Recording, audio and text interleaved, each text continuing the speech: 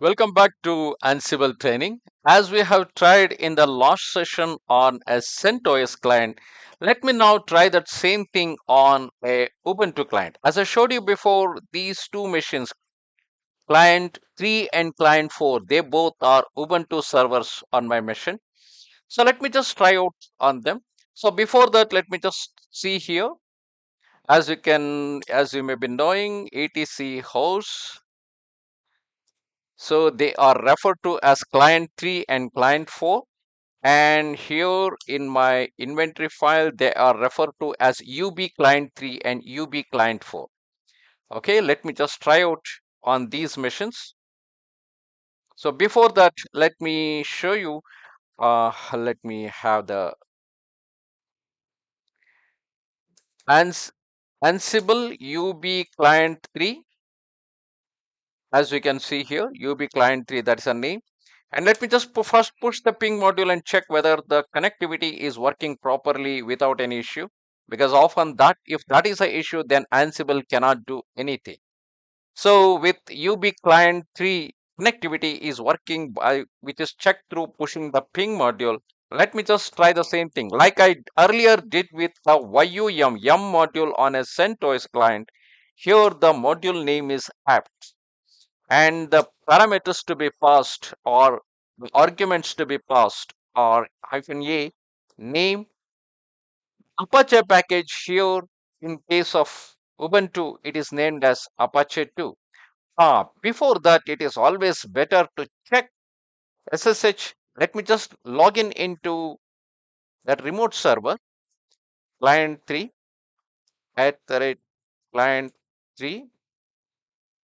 Let me just log in into this and check systemctl status Apache 2.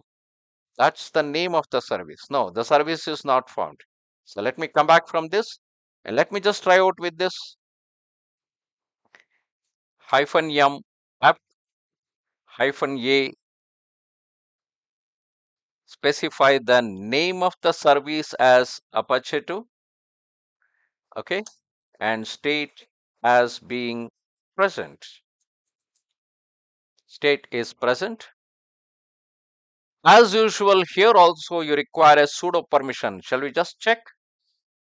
If you try to put apt module, it is throwing back the error saying that it should be a root user. Somewhere here you will find that, yeah, it could not able to do many of the things because it could not able to get the lock and other things. So let's see how best we can go with that. For that, I'll specify -b, for which again it will throw the error saying missing pseudo password. -b hyphen ask become pause. Remember, it is turning the remote user that dev client user is turning to be a root user. Ask become pause.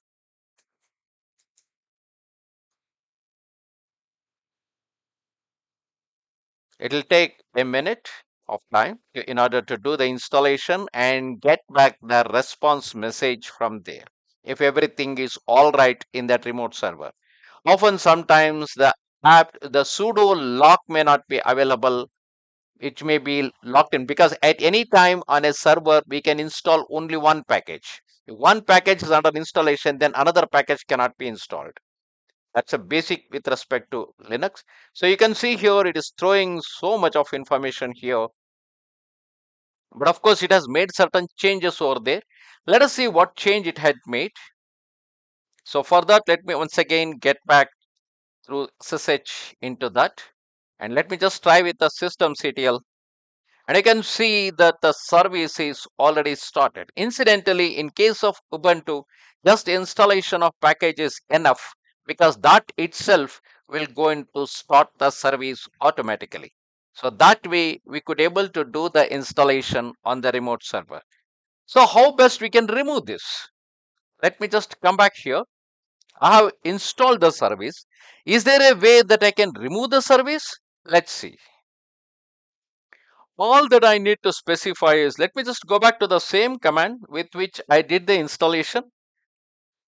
I'm just trying to show you, if we are to do it directly in Linux, you need to use apt sudo apt remove or apt get remove, and you need to be knowing about those things. Whereas here it is much more simpler. You specified everything is same. It's the same apt package, apt module in which we are specifying Apache 2 as a package. But instead of specifying here as present, I'll just go back here. Okay, I'll just specify here absent. Instead of present, I'm specifying here as absent. Rest everything is same. It requires a sudo password.